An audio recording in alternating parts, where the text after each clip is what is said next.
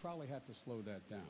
We also are going to make sure that we do not go forward with the tax cut proposals of the of John McCain, the existing one for people making over $250,000, which is $130 billion this year alone.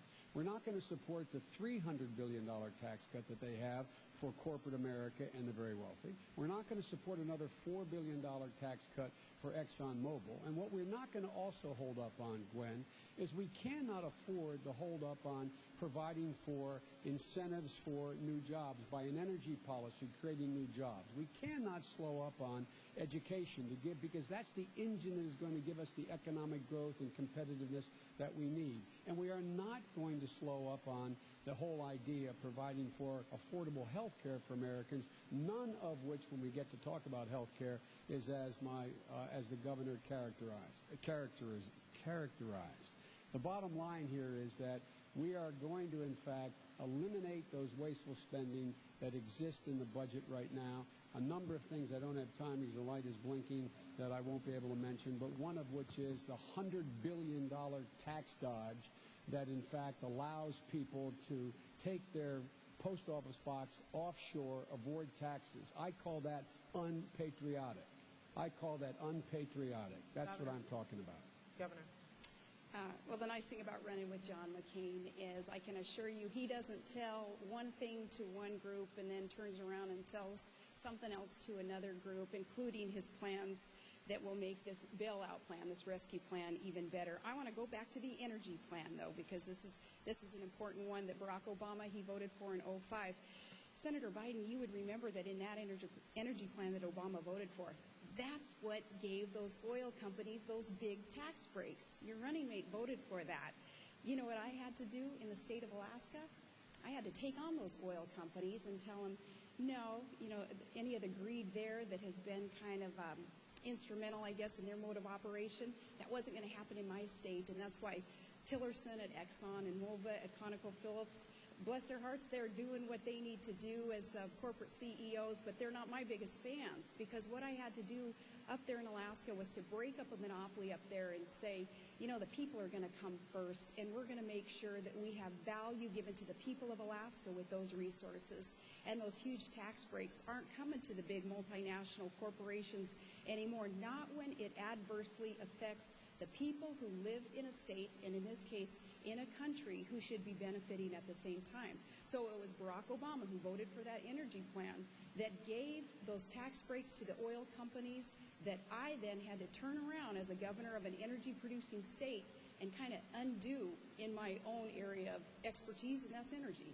So, Governor, as Vice President, there's nothing that you have promised as a candidate that you wouldn't take off the table because of this financial crisis we're in? There is not, and how long have I been at this? Like 5 weeks? So there hasn't been a whole lot that I've promised except to do what is right for the American people, put government back on the side of the American people, stop the greed and corruption on Wall Street, and the rescue plan has got to include that massive oversight that Americans are expecting and deserving. And I don't believe that John McCain has made any promise that he would not be able to keep either. Senator. Again, let's talk about the tax breaks. Barack Obama voted for an energy bill because for the first time it had real support for alternative energy. When there were separate votes on eliminating the tax breaks for the oil companies, Barack Obama voted to eliminate them. John did not. And let me just ask a rhetorical question. If John really wanted to eliminate them, why is he adding to his budget an additional $4 billion in tax cut for ExxonMobils of the world that, in fact, already have made $600 billion since 2001? And look, I agree with the governor. She imposed a windfall profits tax up there in Alaska. That's what Barack Obama and I want to do. We want to be able to do for all of you Americans, give you back $1,000 like she's been able to give back money to her folks back there. But John McCain will not support a windfall profits tax. They've made $600 billion since 2001, and John McCain wants to give them all by itself, separate, no additional bill, all by itself another $4 billion tax cut. If that is not proof of what I say, I'm not sure what can be. So I hope the governor is able to convince John McCain to support our windfall profits tax, which she supported in Alaska, and I give her credit for it. Next question, Governor Palin, still on the economy. Last year, Congress passed a bill that would make it more difficult for debt-strapped mortgage holders to declare bankruptcy to get out from under that debt. This is something that John McCain supported. Would you have? Yes, I would have. But here again, there have been so many changes in the conditions of our economy in just even these past weeks, as there has been more and more revelation made aware now to Americans about the corruption and the greed on Wall Street. We need to look back even 2 years ago, and we need to be appreciative of John McCain's call for reform with Fannie Mae, with Freddie Mac, with the mortgage lenders too, who are starting to really kind of rear that head of abuse. And the colleagues in the Senate weren't going to go there with them. So we have John McCain to thank for at least warning people, and we also have John McCain to thank for bringing in a bipartisan effort people to the table so that we can start putting politics aside, even putting a campaign aside, and just do what's right to fix this economic problem that we are in. It is a crisis. It's a toxic mess, really, on Main Street that's affecting Wall Street. And now we have to be ever vigilant and also making sure that credit markets don't seize up. That's where the Main Streeters like me, that's where we would really feel the effects. Senator Biden, you voted for this bankruptcy bill. Senator Obama voted against it. Some people have said that mortgage holders really paid the price. Well, mortgage holders didn't pay the price. Only 10% of the people who have been affected by this whole switch from Chapter 7 to Chapter 13. It gets complicated, but the point of this, Barack Obama saw the glass as half empty. I saw it as half full. We disagreed on that, and 85 senators voted one way and 15 voted the other way. But here's the deal. Barack Obama pointed out 2 years ago that there was a subprime mortgage crisis and wrote to the Secretary of Treasury. And he said, you better get on the stick here. You better look at it. John McCain said as early as last December, quote, I'm paraphrasing, I'm surprised about this subprime mortgage crisis, number one. Number two, with regard to bankruptcy now, Gwen, what we should be doing now, and Barack Obama and I support it, we should be allowing bankruptcy courts to be able to readjust not just the interest rate you're paying on your mortgage to be able to stay in your home, but be able to adjust the principal that you owe.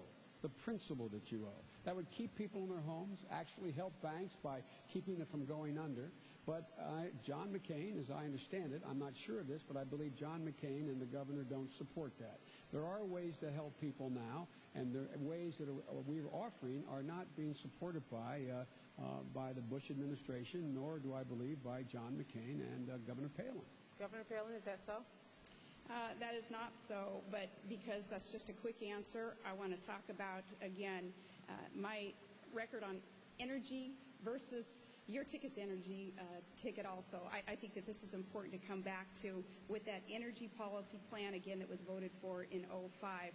When we talk about energy, we have to consider the need to do all that we can to allow this nation to become energy independent. It's a nonsensical position that we are in when we have domestic supplies of energy all over this great land. And East Coast politicians who don't allow energy-producing states like Alaska to produce these, to tap into them, and instead we're relying on foreign countries to produce for us. We're circulating about $700 billion a year into foreign countries, some who do not like America. They certainly don't have our best interests at heart.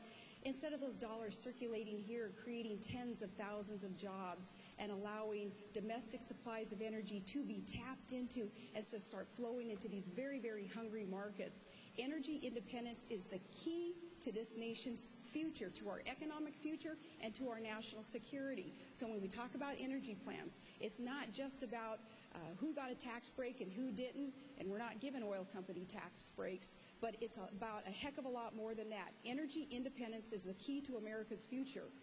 Governor, I'm happy to talk to you in this next section about energy issues. Let's talk about climate change. What is true and what is false about what we have heard, read, discussed, debated about the causes of climate change? Yeah, well, as the nation's only Arctic state and being the governor of that state, Alaska feels and sees impacts of climate change more so than any other state, and we know that it's real. I'm not one to attribute every activity of man to the changes in the climate. There is something to be said also for man's activities, but also for the cyclical temperature changes on our planet. But there are real changes